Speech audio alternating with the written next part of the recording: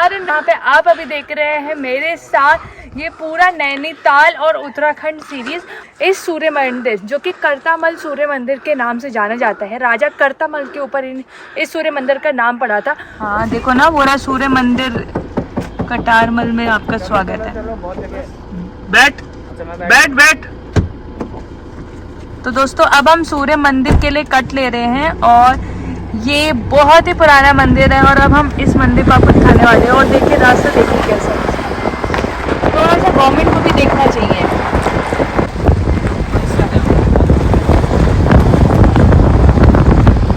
बना ही नहीं है, रिपेयर ही नहीं करी है। ये गवर्नमेंट की बदतमीजी हैगी हैं?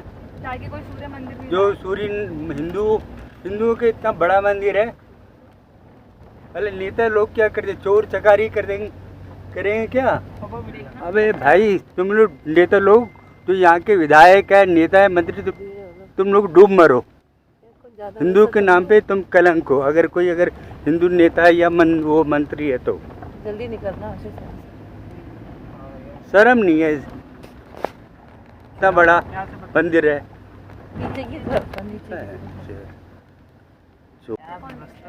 अरे गुल्लू में अब तो कांग्रेस सरकार थी इस साल, ये तो राम सेतु को भी नहीं मानने को तैयार थी। अब अपना ज्ञान बंद करो, पहले गाड़ी चलाना।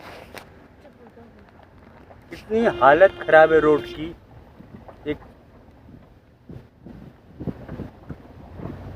जगह जगह टूटा, साइड टूटे। यहाँ की गवर्नमेंट ही नहीं चाहती कि लोग आए। रोड टूटा फूटा, अच्छे सड़कों पे देखो ये इतने बड़े बड़े लक्कड़ पड़े हुए हैं। और ये हमारे हिंदुओं का पवित्र सूर्य मंदिर की सड़कें हाल बेहाल, हल्द्वानी का। और इसकी हालत बिल्कुल सत्यानाश कर रखा है रोड का। ना कोई व्यवस्था, ना वो कोई बस नहीं, कोई सुविधा नहीं।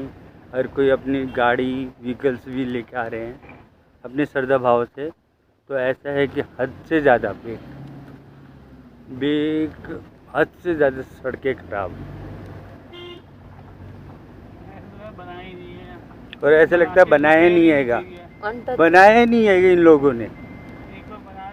बस 500 साल पहले का बना रखा है ये हैं? सारा पैसा खा गए होंगे ये लोग। हाँ, अरे हाँ, 10वीं शताब्दी के राजा ने कभी नहीं सोचा होगा कि हमारी जो आने वाली संतानें इतनी निकम्मी होगी। वो एक मैंने तो सूर्य मंदिर बनाया और ये सड़कें भी नहीं बना सकते। ज़्यादा बड़ा है या नहीं है? ऐसा नहीं, ये देखो ना, मंदिर तो मंदिर है, धार्मिक स्थल वो भी सूर्य मंदिर। कुछ है रोप वे, कुछ सूर्य मंदिर तो गिनती के 4-5 है यार पूरे हमारे देश। इसीलिए ये जितने भी हिंदुओं के जितने मंदिर हैं उनको हिंदुओं को दे दिया जाए। ऐसे तो कोई भी लूट लेगा ऐसे जंगल में। तो नहीं, हिंदुओं के सारे मंदिर हिंदुओं को दो। जब मुसलमानों के मस्जिदें उनको मिल सकती है, सरदारों के गुरुद्वारे मिल सकते हैं, क्रिश्चियनों के चर्चों को उसका पैसा मिल सकता है, तो हिंदुओं के मंदिर को दो। पुजारी और संस्थान बनाएगी, रोड बनाएगी, सड़कें बनाएंगी। जब सरकारों से नहीं बनाए जा रहे तो दो ही ने। किस काम की सरकार है? ये तो मंदिर है, इतना धार्मिक स्थल है। धार्मिक स्थल कितने सूर्य मंदिर तो गिनती के 4-5 है यार पूरे हमारे देश में। दो पहिए की बताइए। ये ग्राम स्वच्छता रखरखाव समिति है ना? ठीक है, पैसे लोग को दिक्कत नहीं, लेकिन आपकी ग्राम समिति का नाम क्या है? नाम क्या है? ग्राम सभा का नाम पूछ रहे हैं? नहीं हट तो यार। पीडब्ल्यूडी का ये है कि लेटर लिख के परेशान चुके हैं कि आप क्या सरकार यहाँ की कौन सी है? बीजेपी है, कांग्रेस है? यहाँ या बीजेपी? तो बीजेपी की हिंदू कहती है मंदिर, वो है सरकार। जब इतना सत्यानाश बताओ सड़कों का कर रखा है। पीडब्ल्यूडी के अंदर आता है। विधायक कौन है अभी? हमारे यहाँ के विधायक है रेखा आर्या जी। रेखा आर्या। और अच्छा, उनको कोई शर्म नहीं है? नहीं देखिए उन्होंने उनके सौजन्य से सड़क तो एक बार बनी थी, अब उसके रिपेयर जो है हमें तो लग रहा है यार 50 साल पहले की नहीं, ये सड़क अभी 7 साल पुरानी है। 7 साल पुरानी, मतलब रोड जब आएगी तभी लगी मतलब बनेगी। 5 साल में एक बार वादे कर दिया, एक बार बना दिया। 7 साल में एक बार वादा कर दिया, एक बार बना दिया। बताओ यार, खुद ही शर्म आनी आप लोगों चाहिए। को तो अगर अच्छा डेवलपमेंट हो, कितना टूरिज्म कितना बढ़े, टूरिज्म बढ़ेगा यहाँ पे। लोगों को रोजगार मिले। ये आपके क्या नाम कितना है? पुराना मंदिर है ये? आपका नाम? मेरा हरीश सिंह बिष्ट। ठीक है, देखिए अच्छी इसका मंदिर का इतिहास तो अलग अलग है, हम बता देंगे। ये देखो जो हमको रिटर्न हिस्ट्री मिलती है, तो आप कह सकते हैं कि इसमें जो मंदिर है 2 शैली में, एक जो कंप्लीट हुआ है आप तो और ये दो देखिए, आप जो इसका फाउंडेशन है, आप अगर अभी मंदिर जाएंगे ना तो आप इसके फाउंडेशन में देखेंगे तो खंसी शैल से बनी है। और इसको जो पूरा जो ऊपर का स्ट्रक्चर है वो नागर शैली है। नागर शैली मतलब कत्यूरी शैली जिसे कहते हैं हमारे इसमें। जैसे भी उत्तराखंड में हमारा जो कुमाऊं मंडल है, कुमाऊं मंडल में सबसे पहले कत्यूरी आए, उसके बाद चंद्र आए, लेकिन उससे पहले जिससे हम कह सकते हैं वो खंस थे। तो वहाँ से तो हमको मिलता है कि वो कहते हैं कि कटारमल राजदेव, जिसे कल्याण राजदेव के नाम से भी जाने जाते थे, तो उन्होंने इस मंदिर का निर्माण कराया। तो वो 9वीं शताब्दी में हम कह सकते हैं कि कंप्लीट हो गया था। ठीक, अब जैसे ही वहाँ पर आप जाओगे तो आपका एक ASI द्वारा लिखा गया है कि ये लगभग 11वीं या 12वीं शताब्दी में कंप्लीट हुआ था। तो 11वीं या 12वीं शताब्दी में तो यहाँ चंद्र राजा आ गए थे, तो वो उसमें चंद्र राजा ने शायद यहाँ की गेट जो है वो गेट बनाए थे, कपाट में चंदन के कपाट और स्तंभ। और तो अभी भी है? नहीं, वो अभी यहाँ से चोरी हो गए, तो चोरी हो गए थे, उनको पकड़ ले गए थे, इसमें दिल्ली नेशनल म्यूजियम में है। तो वहाँ तो अगर आप वैसे देखेंगे कि इसको पौराणिक इतिहास देखेंगे तो आप भाषा टीका का स्कंद पुराण के मानसखंड 18-21 अध्याय में आपको इसका वर्णन मिलेगा कि ये कहता है कि जब सतयुग में था, जब कालनेमी नाम, जब ये महिषासुर हुआ था ना, तो महिषासुर के 2 वो थे, 2 सेनापति, एक सुग्रीव और एक कालनेमी। अब तीनों शिव भक्त थे, और जैसे महिषासुर भी था ना, तो तीनों ने शिव आराधना की थी।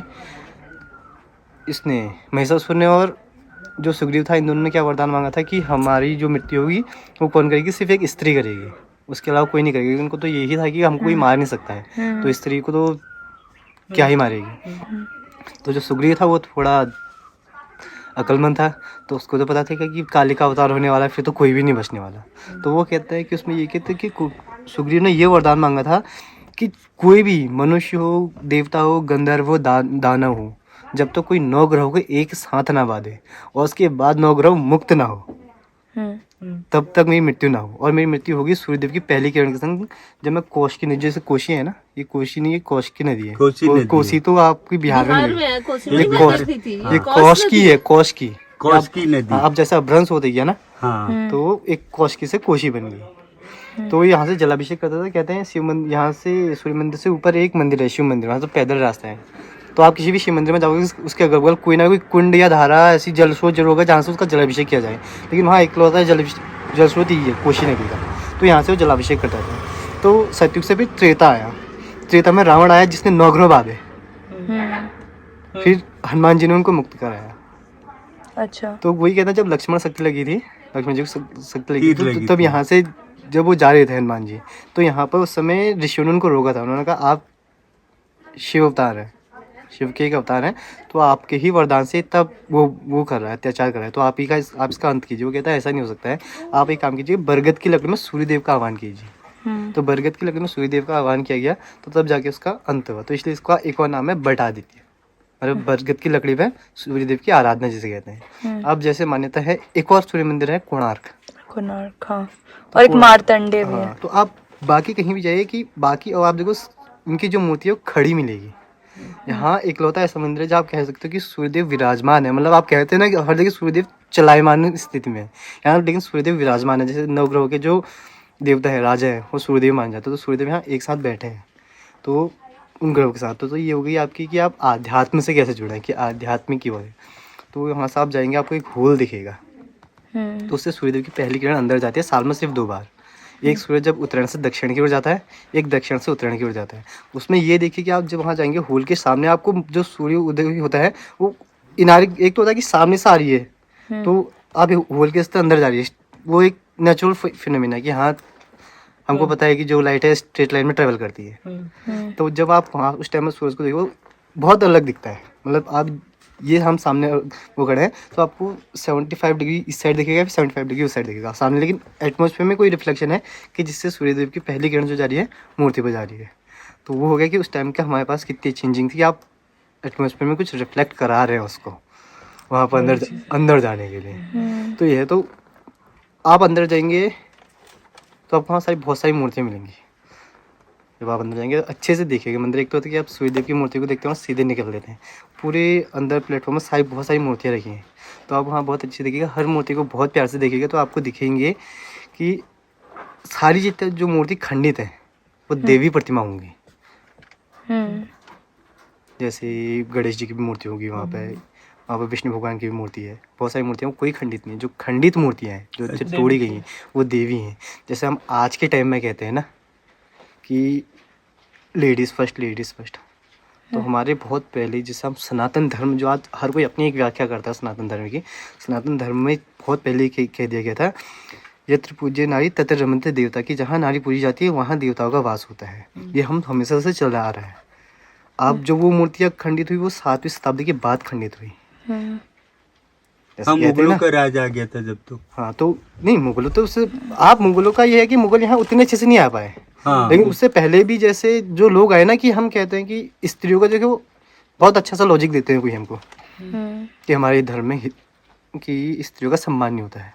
हम कहते हैं वास्तव में अगर कोई सनातन धर्म को पढ़े, वास्तव में कोई हमारे जो पौराणिक ग्रंथ हैं इनको पढ़े, भाषा टीका के मानस खंड इन सबको पढ़ ले, जो इनको पढ़े तो आप एक पल में कह दोगे, मैं खुद से कह रहा हूँ तो हम कह देंगे नहीं भाई ये नहीं आना चाहिए। क्योंकि आज कहते हैं कि औरतों को पैर की जूती समझाएगी, लेकिन अगर उस सनातन धर्म को देखोगे तो उसमें तो आपको सीधी सीधी लिखा है कि जितनी बाउंडेशन पुरुषों की ली थी उससे बहुत कम औरतों की ली थी। मतलब औरतें उस समय आप देखो सुपीरियर थी, प्रकृति कहा ही जाता। देखिए आपने सुना होगा शक्ति के बिना शिव शव है, हर किसी ने सुना होगा, लेकिन आपने कभी ये सुना शिव के बिना शक्ति शव है?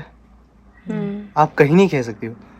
आप मतलब आप कहीं भी देखें ना, जितने भी हमारे देवी देवता सबका नाम पहले आता है। राधा कृष्ण लिख लीजिए आप, फिर पार्वती शिव का ले लीजिए, नदियों के नाम भी सारी देवियों पे है। तो ये चीज़ कि औरतों को तो पहले से हमारी जो प्रकृति है तो उसको पहले से सुपीरियर रखा गया। तो एक जो 5वीं 6वीं शताब्दी के टाइम की शताब्दी के बाद आया ना, तो वो एक अलग सी मैथोलॉजी रची गई। तो वो है, तो इस सब को छोड़ देते हैं, ये तो हम वहाँ जाते हैं। फिर एक कहानी ये भी है कि ये इस मंदिर का निर्माण एक रात में हुआ। ऐसा कुछ भी नहीं कि एक रात में इस मंदिर का निर्माण हुआ है, क्योंकि एक रात कहते हैं कि 12 वर्ष की एक रात थी, होती थी 12 वर्ष के दिन होता, ऐसा कभी कुछ नहीं होता था। आप लॉजिकली सोचेंगे तो कहते हैं ऊपर का छज्जा नहीं आएगा, आप वहाँ देखेंगे अच्छे से घूमेंगे तो आपको जो छज्जा टूटा हुआ है तो वहाँ के आपको अवशेष बहुत सारे मिलेंगे उसके, ये टूटा है करके। आप वहाँ सारे मंदिर में घूमेंगे, 45 मंदिरों का समूह है। एक सारी नागर शैली में बने, एक वो है द्रोण शैली में बना हुआ। आप अंदर जाएंगे आपको एक और मूर्ति दिखेगी विष्णु भगवान की, जिसमें वो शीर्ष सागर में लेटे हुए हैं पद्मासन में। वो मूर्ति एक गरुड़ में मिली थी। जैसे देखिए आप कोई भी कंपनी एक मोबाइल या एक गाड़ी नहीं बनाती ना, हो सकता है उसको बनाने के बाद वो छोड़ देती है। तो उस समय भी जो मूर्तिकार हुआ करते थे वो एक मूर्ति नहीं बनाते थे, वो 4-5 मूर्ति एक साथ बनाते थे। तो गरुड़ में एक मूर्ति वो है, आप डॉक्टर आर्कोलॉजिस्ट हेमराज शर्मा उन्होंने अपनी किताब में लिखा है। 1947 में उनकी बुक पब्लिश हुई थी ना, 1948 में सॉरी। तो वो लिखते हैं उनको जो मूर्ति मिली थी वो 12x24 थी, जिसकी लंबाई 24 सेंटीमीटर और चौड़ाई 5 सेंटीमीटर थी, जिसमें विष्णु भगवान पद्मासन में लेटे हुए हैं क्षीर सागर में। उनका एक हाथ उनकी छाती में और एक सर के नीचे है। उसके नीचे मछलियों को दर्शाया गया है। ऊपर गणेश जी और उनके चरण कमलों में माँ लक्ष्मी विराजमान है। वो कहते हैं वो मूर्ति जो थी वो थी आपकी 9वीं या 10वीं शताब्दी की, द्रोण शैली का जो था। अब वही टाइम है जब आदिगुरु शंकराचार्य जी यहाँ से कहाँ गए थे, केदारनाथ गए थे। आज के टाइम में हम केदारनाथ गाड़ी से जा सकते हैं, लेकिन उसमें तो पैदल गए थे। तो वो कहते हैं कि वो उस टाइम का माना जा सकता है कि एक वो यहाँ भी रुके, उन्होंने एक वो मंदिर बनाया जिसमें उन्होंने उस मूर्ति की स्थापना की। तो ये सारी चीज़ें हैं जो आप वहाँ देखने को मिलेंगी। मतलब आप आध्यात्म से जोड़ सकते हैं इसको। आप देख सकते हैं कि हमारी टेक्नोलॉजी कितनी अच्छी थी, इंजीनियरिंग कितनी एडवांस थी और लोगों की सोच कितनी। आप किसी भी एंगल से उसको देख सकते हैं। देखिए हमारी जितनी भी चीज़ें थी ना उस टाइम में, देखिए हमको बताया गया कि पूरा अभ्यंसन के तौर में, जैसे हम कहते हैं सावन के महीने में जो चीज़ शिव जी को अर्पण की जाती है हम नहीं खाते हैं।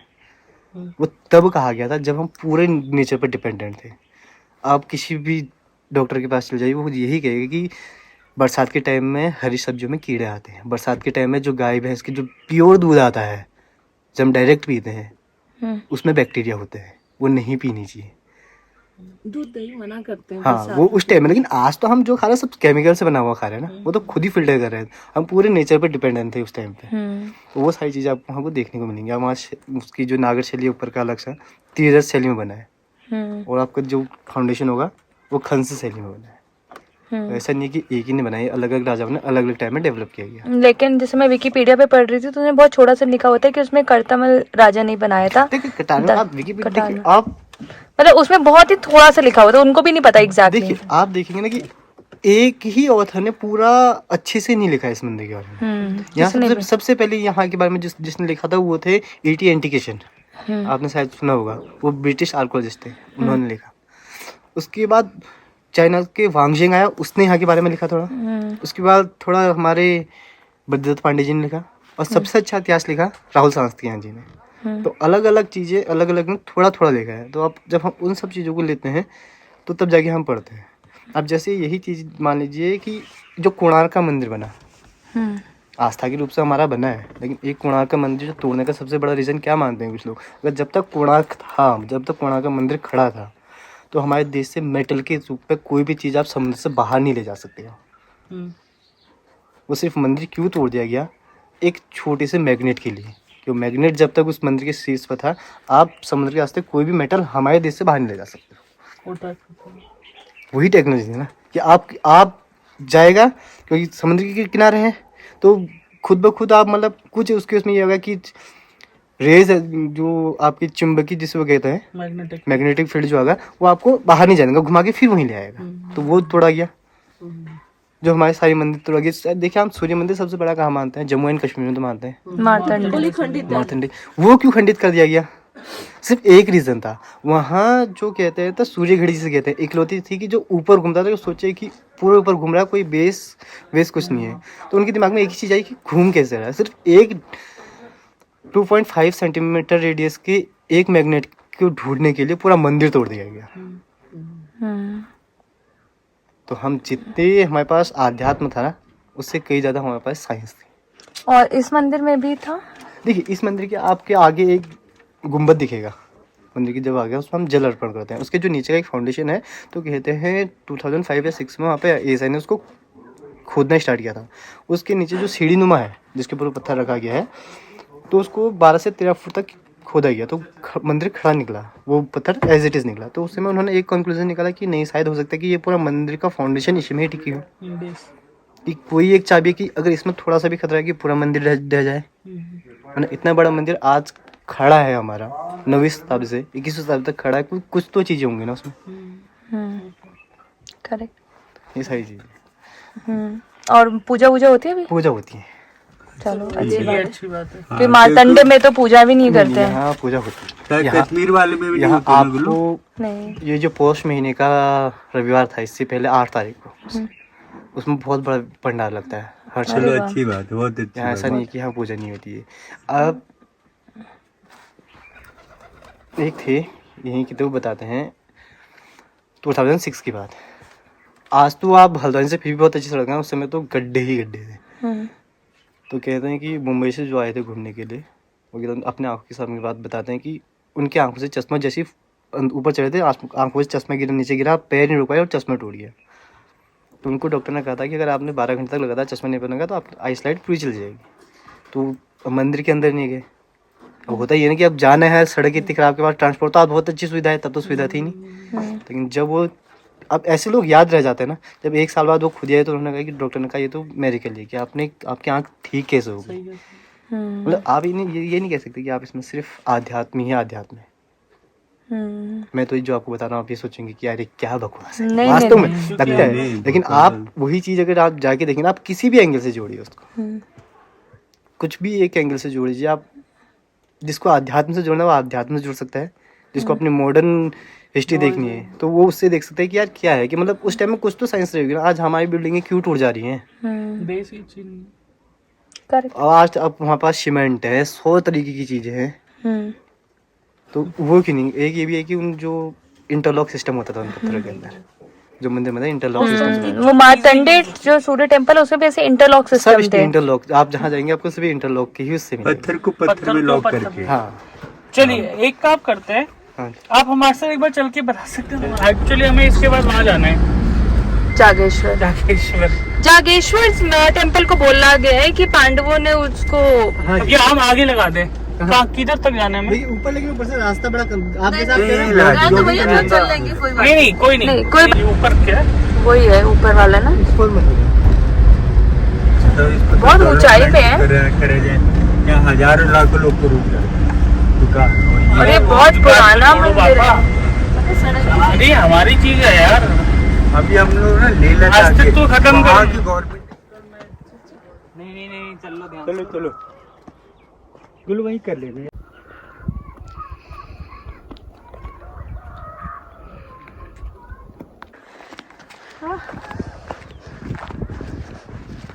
तो दोस्तों हम ऐसी जगहों पे से छोटा मोटा ट्रेक कर करके चल रहे हैं।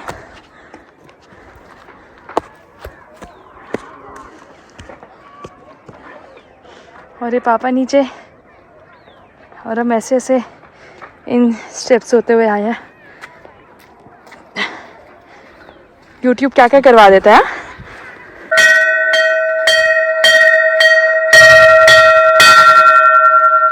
और दोस्तों आज का व्लॉग काफ़ी खास होने वाले हैं क्योंकि आज हम इस सूर्य मंदिर जो कि कर्तामल सूर्य मंदिर के नाम से जाना जाता है, राजा कर्तामल के ऊपर इस सूर्य मंदिर का नाम पड़ा था। और हम काफ़ी सारी चीज़ें बताने वाले हैं क्योंकि एज पर हम विकिपीडिया चल रहे थे तो फिर हमने देखा इसमें लिखा हुआ था कि 10th सेंचुरी बना हुआ है, लेकिन यहाँ पे काफ़ी सारे ऐसे एविडेंस हैं जो कि यहाँ के लोकल लोग बताते हैं और जो प्रूफ है कि ये बताते हैं कि सतयुग के टाइम से भी पुराना ये मंदिर है, ये सूर्य मंदिर। और ये कोणार्क मार्तंडे टेम्पल जो कि कश्मीर में है, जिसके ऊपर हमने पूरा व्लॉग बनाया था, उसके जैसा ही उतना ही महत्व रखता है और उतना ही ज़्यादा ये इम्पॉर्टेंट सूर्य मंदिर है। लेकिन दोस्तों यहाँ तक के आने का रास्ता इतना इजी नहीं था। नेशनल हाईवे से जो रास्ता कटता है कर्तामल सूर्य मंदिर के लिए वो काफ़ी ख़राब है। इसके लिए we request BJP government and the Uttarakhand state government and PWD department कि आप उस रास्ते को जल्द से जल्द ठीक कराएं ताकि मैक्सिमम लोग यहाँ तक इस सूर्य मंदिर तक पहुँच पाए। साथ ही यहाँ पे आने के रास्ते में भी काफ़ी सारे ऐसे आपको खेतों से होके आना पड़ता है, चल के ट्रैक करके आना पड़ता है, जो कि हर किसी के लिए फिजिबल नहीं हो पाता। तो फिर it's our humble request from the government कि आप इसके ऊपर काम करें ताकि मैक्सिमम लोग यहाँ पे सूर्य मंदिर तक पहुँच पाए। तो दोस्तों ये तो रहा था यहाँ पे आने तक का रास्ता, लेकिन अभी हम लोग बात करते हैं यहाँ पे सूर्य मंदिर के बारे में। तो यहाँ पर हमारे को एक गाइड मिले जो कि हमारे को काफ़ी अच्छे से बताने वाले हैं कि इस सूर्य मंदिर में क्या क्या ऐसी चीज़ें हैं। ये 45 छोटे छोटे टेम्पलों से घिरा पड़ा हुआ है और यहाँ की खास बात ये है कि यहाँ पे हर एक मूर्ति अच्छे से सुरक्षित है, लेकिन सिर्फ और सिर्फ जो देवियों की मूर्ति है, जो फीमेल गॉड की मूर्ति है, उनकी मूर्तियों को खंडित कर दिया गया है। ऐसी काफ़ी सारे राज है इस सूर्य मंदिर से रिलेटेड जो हम बताने वाले कि विकिपीडिया पे जितनी भी इंफॉर्मेशन मिलती है वो पूरी नहीं होती है। यह मंदिर काफ़ी महत्व रखता है और यहाँ पे आज भी पूजा अर्चना की जाती है। हर सोमवार को यहाँ पे पूजा करी जाती है, भंडारे लगते हैं। मार्तंडे मंदिर की तरह नहीं, वहाँ पर तो पूजा अर्चना भी इतनी ज़ोरों शोर से नहीं होती है, लेकिन हाँ हमें काफ़ी गर्व के साथ बोलना पड़ रहा है कि हमारी वो जो ब्लॉग है वो ही काफ़ी अच्छा चला। और वहाँ से जम्मू कश्मीर के काफ़ी पंडितों ने अब जाके मार्तंडे सूर्य मंदिर में वहाँ पे पूजा करनी शुरू कर दी है। तो मार्तंडे सूर्य मंदिर का ब्लॉग अगर आपको देखना है कश्मीर का तो उसका आई बटन में लिंक है, आप जाके ज़रूर देख सकते हैं। चलिए स्टार्ट करते हैं ब्लॉग और दिखाते हैं आपको ये सन टेम्पल।